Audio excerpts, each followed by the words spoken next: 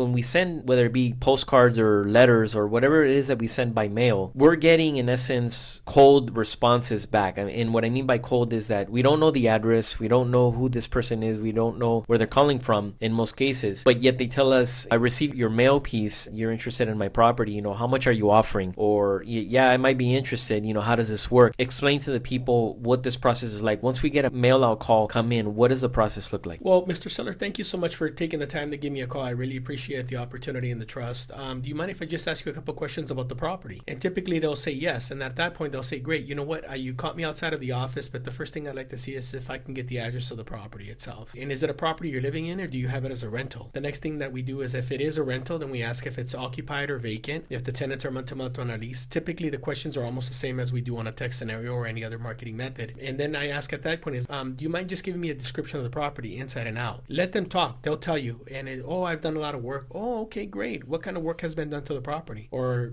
I haven't done any work, or the house needs, this or that, or whatever it is. What we want to do is we want to interrupt them, because we start hearing great things about the property. Like, this sounds like it might be a good deal, but we got to learn how to just hold our tongue and let them talk and talk and talk. The more that they talk, the more they're going to provide. And then at that point, towards the end of the conversation, when you've asked your general questions, the next thing is, Mr. Seller, let me ask you, it sounds like you're serious. Sounds like you're ready to move forward. And it also sounds like you already have a price in mind. What price are you looking to get for the property, or what are you hoping to get? It's the same question. I do ask it back to back, but I ask it twice in a very different method. And the reason why I do that is because if one question doesn't hit them, the other one will. They usually will say, well, you're the expert, give me your price, or, you tell me what you're willing to offer. Half of the time, they usually tell you, well, this is what I'm looking for. If it is a really, really good price and you know the area, then at that point, you say, you know what, that sounds like it might work. Do you mind if I ask you, why are you selling? It sounds, are you buying something else? Are you relocating? And then you get the pain point or the motivation factor at that point as well. Again, we'd like to do what we'd like to call tie downs. And the tie down is, I've got all the information I need. It sounds like I should be able to come up with some decision in a matter of a few hours. I'm going to gather everything I have here and then go over it and look at the comparables and talk to my partner. Would you mind if I give you a call back in a few hours, or would tomorrow be better? And typically, we try to set up the call back